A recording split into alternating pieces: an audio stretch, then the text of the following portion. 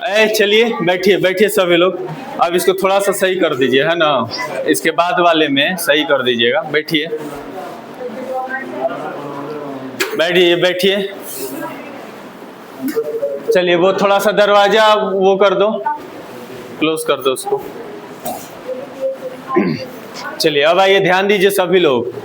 तो हम लोग क्या पढ़ रहे थे, हिंदी ना। हैं? तो हिंदी में हमने हिंदी भाषा को देखा, हिंदी भाषा का विकास कैसे हुआ उसको भी देखा हमने। फिर लिपि क्या होती है ना, और कितने प्रकार की लिपियां हैं उनको भी हमने देखा। फिर हमने भारतीय संविधान में भाषा संबंधित जितनी जानकारी होती है उसको भी हमने देखा, है ना। फिर आज जो है एक नया चैप्टर आपका शुरू हो रहा है जिसका नाम है हिंदी वर्णमाला। क्या नाम है? हिंदी वर्णमाला। और ये बहुत ही ज्यादा महत्वपूर्ण चैप्टर है आपका। यहां से प्रश्न पूछे ही पूछे जाते हैं, इसलिए इंपॉर्टेंट है, ठीक है ना। तो चलिए अब इस चैप्टर को हम लोग पढ़ते हैं। तो ध्यान से, अभी जो है लिखना नहीं है, पहले इसको समझ लेते हैं, फिर आपको लिखने के लिए समय दिया जाएगा, ठीक है ना। अब आइए ध्यान से सभी लोग सीधे हो जाओ और मेरी बातों को गौर से सुनो, ठीक। तो हिंदी वर्णमाला, तो सबसे पहला जो ये शब्द आया है वर्णमाला, क्या आया है बच्चा? वर्णमाला। तो सबसे पहले तो हम इसी को जान लेते हैं कि वर्णमाला किसे कहते हैं, वर्णमाला क्या होता है, ठीक है ना। तो आप अभी तक जहां पे भी जैसे भी पढ़े हो, मान लो ग्रेजुएट हो, कुछ लोग पीजी कर रहे हो, तो वर्णमाला क्या होता है कभी आपने सुना हो तो बताओ, गलती से ही टूटा फूटा कुछ भी।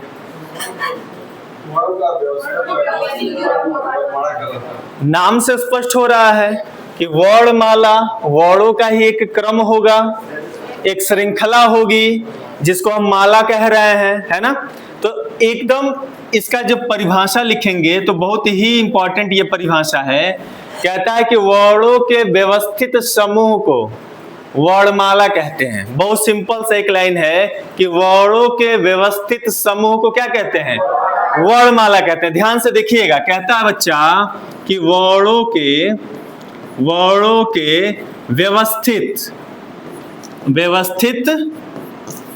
समूह को वर्णमाला कहते हैं, वर्णमाला कहते हैं। आपको ये देखकर लग रहा होगा बहुत ही आसान है, ठीक है ना, लेकिन ये जो लाइन आप देख रहे हो ना, ये हूबहू यही लाइन उठा के आपका जो है 2009 में यूपी टीजीटी की परीक्षा में पूछ दिया गया था। ये जो आपका लाइन है, ये यूपी का जो टीजीटी का परीक्षा होता है 2009 में, ये लाइन ही उठा के पूछ दिया गया था। क्लियर है? इसलिए आप देख सकते हो कि ये लाइन कितना ज्यादा महत्वपूर्ण है ना। तो अब जब भी कोई पूछेगा वर्णमाला क्या होता है, तो आप आराम से बोलेंगे कि वर्णों के व्यवस्थित समूह को क्या कहते हैं? वर्णमाला कहते हैं। कोई दिक्कत? अभी हम लोग वर्ण पे बात करेंगे, ये वर्ण क्या चीज है इसके बारे में पूरा डिटेल पढ़ेंगे। क्लियर है? एक और आपका जो लाइन है, इसका जो स्टेटमेंट है जो आपके एग्जामों में पूछा जाता है, कहता है बेटा कि लिपि क्या बोलते हैं, लिपि चिन्हों के क्रमबद्ध समूह को या फिर क्रमबद्ध समूह को जो है हम क्या कहते हैं? वर्णमाला कहते हैं। बहुत ही सिंपल सा था, कहता है कि लिपि चिन्हों के क्रमबद्ध समूह को, है ना, क्रमबद्ध समूह को वर्णमाला कहते हैं, वर्णमाला कहते हैं। तो ये भी स्टेटमेंट इंपॉर्टेंट है। क्यों इंपॉर्टेंट है? क्योंकि ये स्टेटमेंट आपका जो है यूपी ट्रिपल एससी में पूछा गया था। कहां पूछा गया था? यूपी ट्रिपल एससी में पूछा गया था। मतलब जो यूपी ट्रिपल एससी के थ्रू जो वीडियो का एग्जाम होता है या फिर लेखपाल का एग्जाम होता है ना, उन सारे एग्जामों में यहां से ये प्रश्न बन चुका है, ठीक है ना। तो ध्यान से देखते रहिए स्टेटमेंट। फिर एक और स्टेटमेंट है जो आपके एग्जाम के लिए बहुत ज्यादा इंपॉर्टेंट है।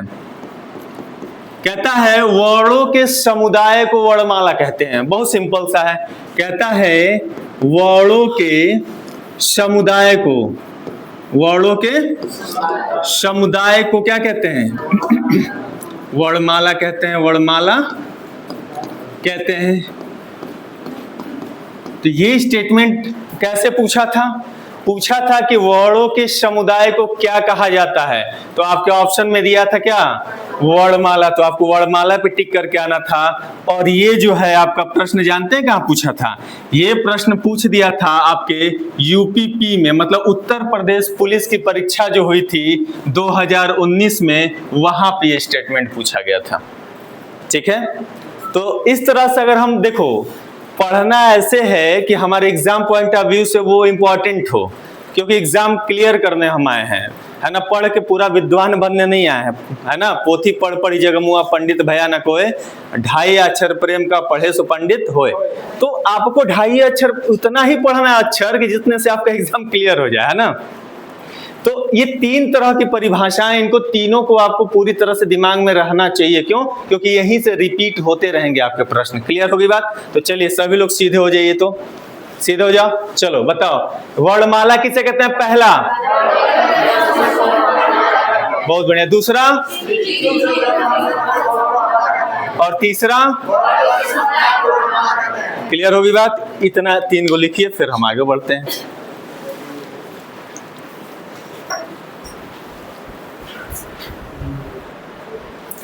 चलो अब आगे हम लोग थोड़ा सा देखते हैं। ठीक है, वर्णमाला तो समझ में आ गया। अब कहता है वर्ण क्या होता है बच्चा? वर्ण क्या होता है ना। वर्ण किसे कहते हैं? Very good. उसी दिन पहले क्लास में ही आपको बताया गया था कि भाषा की सबसे छोटी इकाई को वर्ण कहते हैं। क्लियर होगी बात? तो यही पहला आप इसका लिख सकते हो। क्या पहला क्या लिख सकते हो? भाषा की सबसे छोटी इकाई, भाषा की सबसे छोटी इकाई को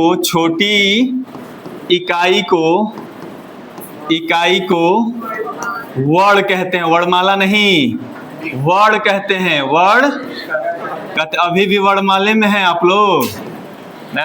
भाषा की सबसे छोटी इकाई को क्या कहते हैं?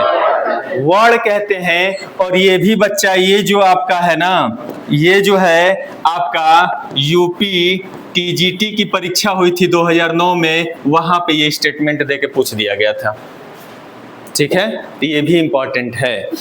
एक और परिभाषा देखते हैं यहां से। एक बार आपके उत्तर प्रदेश पुलिस की परीक्षा में जानते हैं कैसे पूछा था? स्टेटमेंट यही था, थोड़ा सा परिवर्तन करके पूछ दिया था। क्या पूछा था सुनिए। आप ये तो जानते हो कि भाषा की सबसे छोटी इकाई को वर्ण कहते हैं, लेकिन आपको उत्तर प्रदेश पुलिस में पूछा गया था कि भाषा की सबसे छोटी सार्थक इकाई को क्या कहते हैं? वेरी गुड, शब्द कहते हैं। क्या कहते हैं? बस यहाँ पे सार्थक जोड़ देगा। यहाँ पे अगर बीच में क्या जोड़ देगा? सार्थक जोड़ देगा, तो आपका आंसर क्या हो जाएगा? शब्द हो जाएगा। क्लियर हो गई बात? तो भाषा की सबसे छोटी जो सार्थक इकाई होगी वो हमारा क्या होगा? शब्द होगा, क्योंकि शब्द का एक कोई ना कोई निश्चित अर्थ होता है। क्लियर हो गई बात? अब आइए, तो वहां से भी एक प्रश्न बनता है। फिर आपसे एक स्टेटमेंट पूछा गया था, वो क्या था बच्चा? ध्यान से देखिए। कहता है कि शब्द की, ऐसे दिया था, कहा था शब्द की सबसे छोटी इकाई, सबसे छोटी इकाई वर्ण कहलाती है। क्या कहलाती है? कहलाती है, वर्ण कहलाती है। अब देखो ये स्टेटमेंट आपके उत्तर प्रदेश पुलिस में पूछा गया था। कहां पूछा गया था? उत्तर प्रदेश पुलिस के एग्जाम में पूछा गया था कि शब्द की सबसे छोटी इकाई को क्या कहते हैं। तो ऑप्शन में दिया था वर्ण कहते हैं, कि शब्द कहते हैं, कि वर्णमाला कहते हैं। तो किस पे मार के आएंगे आप? वर्ण पे मार के आएंगे। क्लियर होगी बात? अब सुनिए, ये दोनों स्टेटमेंट इंपॉर्टेंट है। नोट करके अगर आप लिखना चाहते हो तो उसको भी लिख ले, है ना, वो शब्द वाला भी, क्योंकि इंपॉर्टेंट है, पूछा गया। तो ये क्या होगा? शब्द में क्या लिखूं? भाषा की सबसे छोटी एक शब्द जुड़ जाएगा, सार्थक इकाई। अगर पूछ दे सार्थक इकाई तो कहां मार के आएंगे? शब्द होता है। क्लियर हो गई बात? अब आइए ध्यान से सुनिए, अभी लिखिए नहीं, छोड़ दीजिए। आइए अब एक चीज और ध्यान से समझो कि ये जो वर्ण होता है ना, इसी को हम लोग अक्षर भी कहीं कहीं बोल देते हैं। क्या बोल देते हैं? अक्षर, जिसको हम लेटर बोलते हैं। क्या बोलते हैं? लेटर बोल देते हैं। और आपके एग्जामों में यहां से भी प्रश्न बन जाता है कि अक्षर किसे कहते हैं, है ना। और बना हुआ है, यूपी ट्रिपल एससी वीडियो के एग्जाम में 2018 में पूछा था, है ना। तो अक्षर किसे कहते हैं बच्चा? बहुत ही सिंपल है, कहता है कि स्वर और व्यंजन के संयुक्त रूप को हम अक्षर कहते हैं। स्वर और व्यंजन के संयुक्त रूप को हम क्या बोलते हैं? अक्षर बोलते हैं। क्लियर होगी बात? तो यहां से भी प्रश्न बना है, तो अगर अक्षर कोई पूछे तो आप क्या बताओगे? आपको बताना है कि स्वर एवं व्यंजन के संयुक्त रूप को अक्षर कहते हैं। क्या कहते हैं? अक्षर कहते हैं। ये पूछा था यूपी ट्रिपल एससी में। क्लियर है? अब सुनो, एक और स्टेटमेंट पूछा गया था एग्जाम में कि अक्षर क्या होता है। तो एक से अधिक वर्णों के मिलने से क्या बनता है? अक्षर बनता है। यहां से ऐसे पूछ दिया था कि एक से अधिक वर्णों के मेल से क्या बनता है, तो क्या बताओगे? अक्षर। तो ये भी लिख लीजिएगा, एक से अधिक वर्णों के मेल से अक्षर बनता है। और ये भी पूछा गया था वीडियो के एग्जाम में। क्लियर है? तो ये इतने स्टेटमेंट हैं, ये इसको आपको याद रखना पड़ेगा। तो लिख लीजिए, फिर हम लोग आगे बात करते हैं। ठीक है, रह जाएंगे। अब यहां से आपका सारा शुरू हो रहा है, ध्यान से देखिएगा। अभी तो डेफिनेशन चल रहा था, अब थोड़ा सा ध्यान दीजिएगा। कह रहा है कि जो वर्ण होता है, तो आपसे पूछा जाता है कि वर्ण कितने प्रकार का होता है, या वर्ण का भेद। क्या पूछता है? वर्ण का भेद पूछ दे, या वर्ण कितने प्रकार का होता है अगर पूछ दे, तो क्या बताओगे आप? कितने प्रकार का होता है? 2 प्रकार का होता है। कितने प्रकार का होता है बच्चा? 2 प्रकार का होता है। क्लियर होगी बात? और ये भी प्रश्न आपका जो है उत्तर प्रदेश पुलिस में पूछा गया था 2018 में। छोड़ के आ जाओगे? कितना आसान प्रश्न था। पूछा था कि वर्ण कितने प्रकार के होते हैं, तो टिक क्या मार के आना था? 2 प्रकार के होते हैं। पहला जो होता है बच्चा, उसे हम कहते हैं स्वर कहते हैं, और जो दूसरा होता है उसको हम व्यंजन कहते हैं। कोई दिक्कत? क्या कहते हैं? मूल नहीं, अभी मूल पे मत आइए भाई, अभी हम बताएंगे मूल कौन सा है, स्पर्शी कौन सा है ना। चलिए, तो 2 प्रकार हो गए। अब हमें क्या करना है? पहले हम स्वर को अच्छे से पढ़ लेंगे, पढ़ने के बाद फिर किस पे जाएंगे? व्यंजन पे जाएंगे। क्लियर हो गई बात? तो हम लोग पहले को पकड़ रहे हैं, किसको? स्वर को पकड़ रहे हैं। चलिए आइए स्वर को हम देखते हैं। अब यहां से आपका स्वर शुरू। स्वर किसे कहते हैं बच्चा? Very good. स्वर जिसका उच्चारण स्वतंत्रता से होता है उसे हम क्या कहते हैं? स्वर कहते हैं। मतलब जिस किसी का भी हम उच्चारण करें और उसका उच्चारण स्वतंत्रता से हो, तो वो हमारा क्या कहलाता है? स्वर कहलाता है। तो इसका डेफिनेशन ही बहुत ज्यादा आपका जो है आसान है। कहता है कि जिसका उच्चारण, क्या बेटा बोलो? जिसका उच्चारण स्वतंत्रता से किया जाए उसे स्वर कहते हैं। कोई दिक्कत यहां तक नहीं है। अब सुनिए, दूसरा पॉइंट आपको यह क्या याद रखना है? आपसे पूछा जाता है एग्जामों में कि जो स्वर होता है, हिंदी में स्वरों की संख्या कितनी होती है? बहुत ज्यादा इंपॉर्टेंट है ना। तो आप याद रखिएगा बच्चा कि हिंदी में स्वरों की संख्या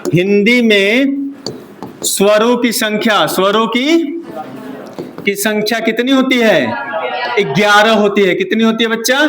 11 होती है। बहुत ज्यादा इंपॉर्टेंट है, बीएड वगैरह में ये पूछा गया है, कई बार पूछा गया है। क्लियर है? अब सुनो, यहां से क्या बच्चा फंस जाता है, बच्चे कहां फंस जाते हैं, अगर यहीं पे थोड़ा सा शब्द बदल के पूछ दे, कहे कि हिंदी में शुद्ध स्वर कितने होते हैं या हिंदी में शुद्ध स्वरों की संख्या कितनी होती है, तो वहां पे आंसर बदल जाएगा। हिंदी में शुद्ध स्वरों की संख्या 10 होती है। कितनी होती है? 10 होती है। यह भी आपको याद रखना पड़ेगा कि हिंदी में शुद्ध स्वरों की संख्या, किसकी?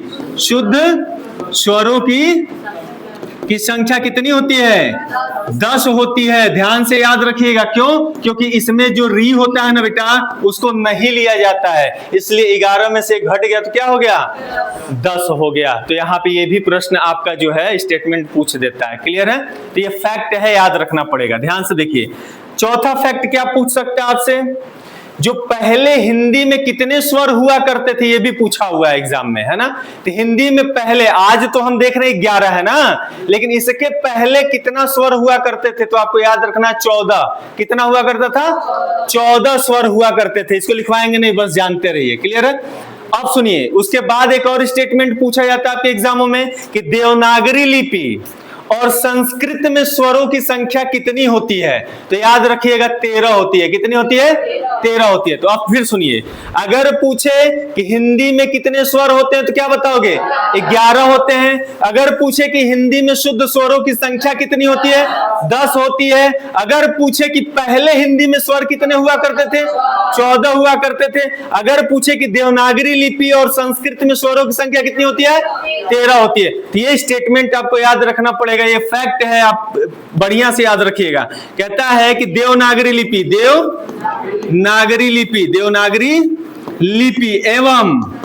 एवं संस्कृत में स्वर कितने होते हैं?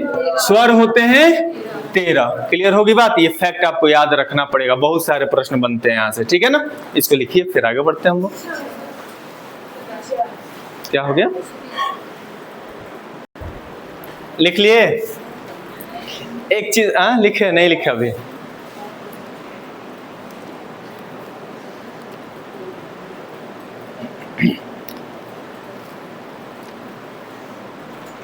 आप लोगों का हाथ बहुत धीरे चल रहा है भाई, फास्ट चलाइए। कंटिन्यू करें? यहां पे थोड़ा सा देख लो एक बार। यहां से एक प्रश्न बना था यूपी टीईटी टेट के एग्जाम में। देखो टेट के एग्जाम में कैसा प्रश्न बना दिया था, पूछा था कि स्वर किसका भेद है। अब बताइए, प्रश्न बनाया था कि स्वर किसका भेद है, तो किसका? वर्ड का है। अब टेट के एग्जाम में पूछा था ये प्रश्न, नहीं कर लोगे? अगर ऐसे पूछे व्यंजन किसका भेद है तो वर्ड का। हाँ बताइए। देखिए अक्षर नहीं देगा, एक साथ नहीं देगा। क्यों? क्योंकि वर्ड ही अक्षर कहा जाता है और अक्षर को ही वर्ड कह दिया जाता है, क्योंकि वर्ड में भी ये दोनों आते हैं और अक्षर में भी ये दोनों आते हैं। क्लियर हो रही है बात? अब आइए आगे। अब ध्यान से देखना, यहां से प्लस करना है ना। वर्ड हम देख लिए, अब हमें ये देखना है बच्चा कि मैंने कहा आपसे कि वर्डों की संख्या जो हिंदी में है, वर्डों की संख्या जो है वो कितनी है? 52 है। तो वर्डों की संख्या जो है, वर्डों की संख्या, वर्डों की संख्या ये किसमें? हिंदी में। हिंदी में वर्डों की संख्या पूछे तो कितना बताना है? 52। ये 52 कौन कौन है उसके बारे में हम लोग बाद में चर्चा करेंगे। अभी किसके बारे में हम चर्चा कर रहे हैं? स्वर। अभी किसके बारे में चर्चा कर रहे हैं?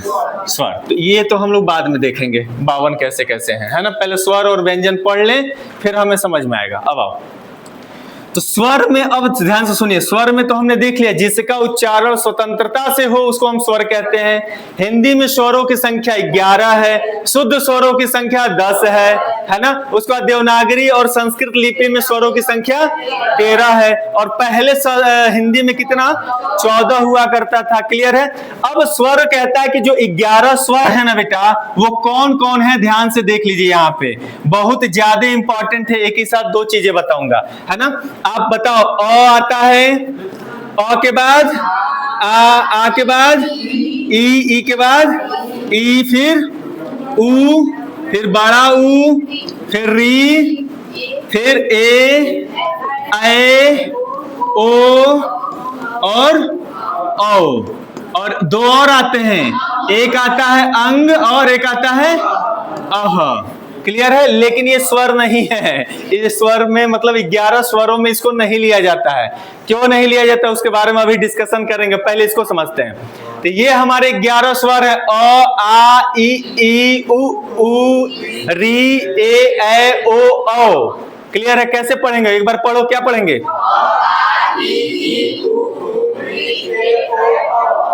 बहुत बढ़िया, एकदम डिस्क ब्रेक मार रहे हो। अ आ ई है, चलो अच्छी बात है। ये हमारे 11 स्वर हैं, देखो ध्यान से, 1 2 3 4 5 6 7 8 9 10 11, इनको नहीं ले लेना। क्लियर है? ये हमारे स्वर 11 स्वरों में नहीं आते हैं, इनको अयोगवाह कहा जाता है। क्यों कहा जाता है अभी मैं बताऊंगा। अब सुनिए, यहां से प्रश्न जो है बहुत ज्यादा बार बनता है, तो ध्यान से सुनिए क्या प्रश्न बनता है। कहता है कि अ और आ का उच्चारण स्थान पूछता है ना? जैसे हम क वर्ग है ना, च वर्ग ट वर्ग पढ़ेंगे ना, तो उसका उच्चारण स्थान है, व्यंजन में जाएंगे तो स्वरों में भी है कि कहां से उसका उच्चारण आ रहा है। तो ध्यान से सुनिए, अ आ कहां से आ रहा है? कंठ से आ रहा है ना, इसको बोलते हैं कंठ स्वर। क्या बोलते हैं? कंठ स्वर बोलते हैं। और ये बहुत ज्यादा इंपॉर्टेंट है, यूपी ट्रिपल एससी में ये लेखपाल वीडियो वगैरह के एग्जाम में खूब पूछा है, दे दिया था कि निम्नलिखित में कंठ स्वर है, ऑप्शन में रहेगा या तो अ रहेगा या तो आ रहेगा, बाकी कुछ भी दे देगा, तो आपको छांटना पड़ेगा कंठ वाला ये दुठो है। क्लियर है? तो कंठ स्वर ये है, इंपॉर्टेंट है। अब सुनिए, ई और ई जो है इसको हम बोलते हैं तालव्य स्वर। क्या बोलते हैं इसको हम? तालव्य स्वर। क्या बोलते हैं? ये भी आपको याद रखना पड़ेगा, तालव्य स्वर है मतलब तालव्य जो होता है ना, उसका जो है थोड़ा सा स्पर्श आ जाता है ना। उ और उ ये हमारा ओष्ठ है। देखो उ और उ बोलोगे तो आपके होठ का प्रयोग हो रहा है ना, तो ओष्ठ। क्या बोलते हैं? ओष्ठ, ओष्ठ स्वर है। क्लियर है? और जो री है ना बच्चा, ये हमारा मूर्धन्य है, मूर्धा है। मूर्धन्य उसे कहते हैं जिसको बोलने में जिह्वा मुड़ जाए, टेढ़ा होके बोले। री जैसे ट ठ ड ढ, जब आएंगे हम लोग व्यंजन में तो ट को बोलने के लिए जीभ को मोड़ के बोलते हैं। देखो ट ठ ड ढ, बिना जीभ को ऐसे मोड़ के बोले बोलो ट ठ बोल पाओगे नहीं। उसी तरह से री को भी बोलने के लिए थोड़ा सा जीभ को क्या करना पड़ता है, इसलिए उसको मूर्धा बोला जाता है। मूर्धन्य क्या बोलते हैं इसको? मूर्धन्य। घबराओ नहीं, व्यंजन में आएंगे तो और अच्छे से इसको समझेंगे। मूर्धन्य स्वर बोलते हैं। क्या बोलते हैं इसको? मूर्धन्य स्वर। अब ध्यान से सुनिए, ए और ए को क्या बोलते हैं बच्चा? इसको ध्यान से सुनिएगा, इसको कहते हैं कंठ। कंठ तालव्य। दालव्य मतलब कंठ भी इन्वॉल्व होता है और तालव भी आपका इन्वॉल्व होता है, दोनों इन्वॉल्व होता है इसको बोलने में, इसीलिए कंठ तालव्य स्वर बोलते हैं। इसको क्या बोलते हैं? कंठ। और इन दोनों को क्या बोलते हैं? इसको बोलते हैं कंठोष्ठ। कंठोष्ठ स्वर। क्या बोलते हैं? थोड़ा सा ये टेढ़ा है लेकिन मेरा है, टेढ़ा है पर मेरा है, कुरकुरे। तो इस तरह से आप ध्यान से सुनिएगा, एक चीज देख लीजिए, ये वाला जो है ना, ये वाला, ये आपका यूपी ट्रिपल एससी, ठीक है ना, लेखपाल है ना, वीडियो, यहां तक कि एमपीएसआई दरोगा के परीक्षा में ये पूछा हुआ था। ठीक है, कहने का मतलब सारा इंपॉर्टेंट है, लेकिन यहां से कई बार पूछा जा चुका है। ठीक है ना, तो आपको याद रखना पड़ेगा 11 स्वर हैं, तो कंठ से कौन कौन आता है, तालव्य से कौन आता है, ओष्ठ से कौन आता है। क्लियर है? तो एक बार लिख लीजिए, फिर हम आगे बढ़ते हैं। अभी तो थोड़ा सा ये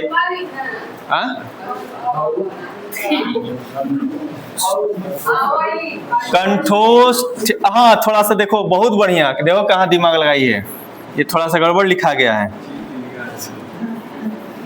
कंठोष्ठ, अब सही है, कंठोष्ठ स्वर। लिखने में कहीं छूट जाए तो आप लोग थोड़ा सा दिखा दिया कीजिए। सुने ही नहीं है। चलिए पहली बार सुन लीजिए, वो क्या बोलते हैं, गधा का जन्म छूट जाएगा। चलो हो गया, रेडी हो जाओ तो एक बार। चलो स्वरों की संख्या कितनी है भैया? 11 है। कौन कौन है जल्दी बोलो। बोलो बोलो, यही बचपन है। देखो बचपने में जितना सीख पाओगे, बड़े होगे कुछ नहीं सीख पाओगे। तो बड़ा मत समझो, यहाँ क्लास में बैठ गए अपने आप को बहुत बड़ा मत समझिएगा, बता दे रहा हूं, बच्चा बन के रहिए, है ना। चलिए अब बताइए, कंठ अ और आ कौन से स्वर हैं? आपको बताना, ई और ई, उ और उ, अरी, मूर्धन्य स्वर, ठीक है ना। ए और ए कंठ तालव्य, बहुत। ओ और औ, क्लियर होगी बात। अब आइए आगे चलते हैं, ध्यान से देखिएगा, बस 5 मिनट और लेंगे। कहता है यहां से देखो, बहुत सारा प्रश्न पूछता है। कहता है कि मात्रा के आधार पर स्वर कितने प्रकार के होते हैं, या जिह्वा के आधार, देखो भाषा कैसे बदला। कहा कि जिह्वा के आधार पर स्वर कितने प्रकार के होते हैं, उठा के वीडियो के एग्जाम में पूछ दिया। हम लोग मात्रा पढ़ते रहे, अब परीक्षा में पूछा जिह्वा के आधार पे, तो बच्चे फंस गए कि भाई मात्रा हम पढ़े, जिह्वा आ गया। तो जिह्वा पूछे चाहे मात्रा पूछे, बात एक ही है। लेकिन यहाँ पे भी हमारे साथ घालमेल हुआ है। किताबों में कुछ और दिया था, आयोग ने आंसर कुछ और माना है। क्या माना आप सुनिए। कहता है कि मात्रा के आधार पर, मात्रा के आधार पर स्वर, है ना, या फिर क्या पूछे, जिह्वा के आधार पर पूछे, तो बात एक ही है ना। वीडियो के एग्जाम में पूछा गया था, तो ध्यान दीजिएगा आप। कहता है मात्रा के आधार पे जो स्वर होता है ना, हम जानते हैं कितना होता है, 2। कितना होता है? 2। लेकिन वैसे होता कितना है? 3। कितना होता है? 3। क्यों 2 और 3 में क्या कंफ्यूजन है, अभी क्लियर कर देता हूं, सुनिए कि क्या कंफ्यूजन है। पहला जो होता है बेटा, हम लोग जो पढ़ते हैं किताबों में दिया गया है, उसको हम कहते हैं हरस्व। क्या बोलते हैं?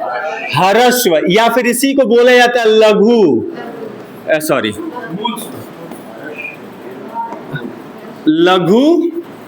मूल स्वर, लघु मूल स्वर बोलते हैं, ठीक है ना। और जो दूसरा होता है उसको हम बोलते हैं दीर्घ, इसको बोलते हैं गुरु। क्या बोलते हैं? गुरु संधि स्वर। क्या बोलते हैं? गुरु संधि स्वर बोलते हैं। क्लियर है। और जो तीसरा होता है, ध्यान से देखना, तीसरे में सारा लोचा है। जो तीसरा होता है उसको बोलते हैं प्लुत। क्या बोलते हैं? प्लुत। और ये जो प्लुत होता है वो हिंदी में होता ही नहीं है। प्लुत जो होता है वो हिंदी में नहीं होता। ये होता कहाँ है?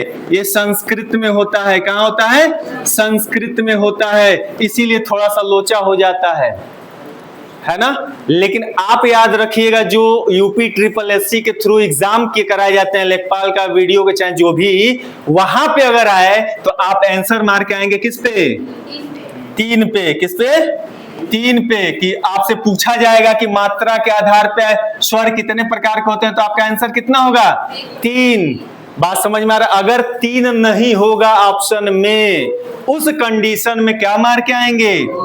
2, क्योंकि 2 तो होता ही है, लेकिन तीसरा हिंदी में नहीं होता है, संस्कृत में होता है, लेकिन इसको हिंदी में गिन लिया जाता है। ठीक है ना। अब सुनिए, अब आइए, जो ह्रस्व स्वर होता है इसी को हम लघु मूल स्वर कहते हैं। इसी को हम कहते हैं एक मात्रिक। क्या कहते हैं बच्चा? एक मात्रिक बोलते हैं। क्लियर हो गई बात। जो हमारा दीर्घ स्वर या गुरु संधि स्वर होता है, इसको हम बोलते हैं द्विमात्रिक। क्या बोलते हैं? द्विमात्रिक बोलते हैं। ठीक है ना। और जो प्लुत होता है इसको हम त्रिमात्रिक बोलते हैं। क्या बोलते हैं? त्रिमात्रिक बोलते हैं। अब ध्यान से सुनिएगा, आपसे प्रश्न पूछा जाता है कि एक मात्रिक स्वरों की संख्या कितनी होती है, तो क्या याद रखोगे? 4 होती है। अगर आपसे पूछे कि द्विमात्रिक स्वरों की संख्या कितनी होती है, 7 होती है। ये संख्या आपको याद रखना है। अभी हम लोग देखेंगे 4 कौन कौन से हैं और 7 कौन कौन से हैं। क्लियर है। तो सबसे पहले ध्यान दीजिए, अब आ रहा है आपके सामने जो शब्द एक मात्रिक। तो एक मात्रिक को पढ़ने से पहले आप ये बताइए, मात्रा किसे कहते हैं? मात्रा क्या होता है भैया? मात्रा क्या होता है बता दो। मात्रा किसे कहते हैं? तो सुन लीजिए, मात्रा समझ लेंगे तब समझेंगे कि एक मात्रिक और द्वि मात्रिक क्या होता है, ठीक है ना। मात्रा किसे कहते हैं? तो स्वरों के उच्चारण में लगने वाले समय को मात्रा कहा जाता है। वेरी सिंपल, स्वरों के उच्चारण में लगने वाला जो समय होता है उसी को हम क्या कहते हैं? मात्रा। तो बहुत सिंपल है, कहता है कि स्वरों के उच्चारण में लगने वाला समय क्या कहलाता है? मात्रा कहलाता है। मात्रा कहलाता है। कोई दिक्कत है? अब सुनिए, मतलब स्वर को बोलने में उच्चारण हम करेंगे, जितना समय लगेगा वही क्या कहलाएगा? मात्रा। अब कह रहा एक मात्रिक, तो एक मात्रिक वह समय है जितना अ बोलने में लगता है। एक मात्रिक, ध्यान से सुनिएगा, एक मात्रिक वह समय है जितना अ बोलने में लगता है। हमने अ बोल दिया, अ, जितना समय लिया ना वही हमारा क्या कहलाएगा? एक मात्रिक। बात समझ में आ गया? तो ध्यान से सुनिएगा, कहता है एक मात्रिक वह समय है, वह समय, ऐसे लिख दूं, एक मात्रा उतना होता है जितना अ बोलने में एक मात्रा का समय, यहां छूट गया, समय छूट गया, रुक जाओ। एक मात्रा का समय, एक मात्रा का समय, एक मात्रा का समय उतना होता है जितना अ बोलने में लगता है। तो ये तो बहुत सिंपल लग रहा होगा कि अ बोलने में जितना समय लगा है ना वही हमारा क्या कहलाएगा? एक मात्रिक कहलाएगा। क्लियर होगी बात? अब इसमें आता क्या क्या है भाई? चार ठो है, तो चार को कौन कौन सा है? तो सुनो, अ है, ठीक है ना, आ नहीं होगा, ई होगा, फिर छोटा ऊ होगा, फिर री होगा। यही चार होते हैं और यहां से भर भर के प्रश्न पूछे जाते हैं। आपसे पूछ देगा निम्नलिखित में से एक मात्रिक स्वर कौन से हैं, तो ऑप्शन में इनमें से कोई भी दिखेगा, मार के आ जाइएगा। क्लियर है? अब सुनिए, द्विमात्रिक क्या होता है, ध्यान से सुन लीजिए। द्विमात्रिक क्या होता है बच्चा? तो इसके उच्चारण में एक मात्रा का दूना समय लगता है।